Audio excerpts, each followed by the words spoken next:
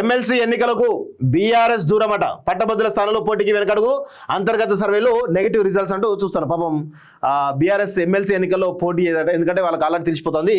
కానీ ఇక్కడ విషయం ఏంటంటే వాళ్ళు ఇప్పుడు ఒక కృత్రిమ నెరేటివ్ బిల్డ్ చేస్తూ ఉన్నారు. ఏం చేస్తూ ఉన్నారు, ఇక కేసీఆర్ వస్తే బాగుంటుంది, కేసీఆర్ వస్తే బాగుంటుంది అనేది బాగా విపరీతమైనటువంటి సోషల్ మీడియాలో ప్రచారం చేస్తూ ఉన్నారు. ఎందుకు అంటే వాళ్ళకి అతి గతి లేదు, ఒక కృత్రిమమైనటువంటి ఒక నెరేటివ్ బిల్డ్ చేయాలి, దానిలో వీళ్ళు ఒక ప్లాన్ చేస్తారు. నిజంగా వాళ్ళు ప్రజల్లో బలం ఉంటే బీఆర్ఎస్ ఎమ్మెల్సీ ఎన్నికల్లో పోటీ చేయాలి, మరి ఎందుకు పోటీ చేస్తలేరు? చాలా స్పష్టంగా నిరుద్యోగ యువత సానుకూలంగా లేరని స్పష్టం. పరాభవ భయంతో చేతులెత్తేసిన గులాబీ పార్టీ టీచర్ సెగ్మెంట్లపై సైతం ఆయన అనాసక్తి అంటూ ఒకరు చూస్తున్నాం. ఎమ్మెల్సీ ఎన్నికలకు ముందే బీఆర్ఎస్ చేతులెత్తేసింది. గ్రాడ్యుయేట్ టీచర్ సెగ్మెంట్లో పోటీ చేయవద్దని నిర్ణయించుకున్నట్లు తెలిసింది.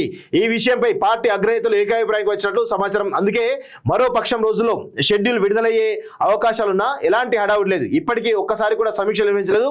అభ్యర్థి ఎంపిక, విజయానికి ప్రణాళికలు, ఓటర్ నమోదు ఇలా దేని గురించి పట్టించుకోలేదు, సమీక్షించలేదు. దీంతో పోటీకి దూరంగా ఉంటున్నట్టు పార్టీ నాయకులు కూడా ఒక అంచనాకు వచ్చినట్టు తెలుస్తున్నది. కాగా దీనిపై పార్టీ త్వరలో అధికారిక ప్రకటన చేయనున్నట్లు చర్చ జరుగుతున్నది. సో సర్వేల్లో వ్యతిరేక ఫలితాలు వచ్చాయన్నట్టు తెలుస్తోంది. సో ఇప్పుడు అంటా ఉన్నారు కదా వీళ్ళు, అందుకే నేను చెప్తాను బీఆర్ఎస్ పార్టీని ప్రజలు ఆదరించే పరిస్థితుల్లో లేరు.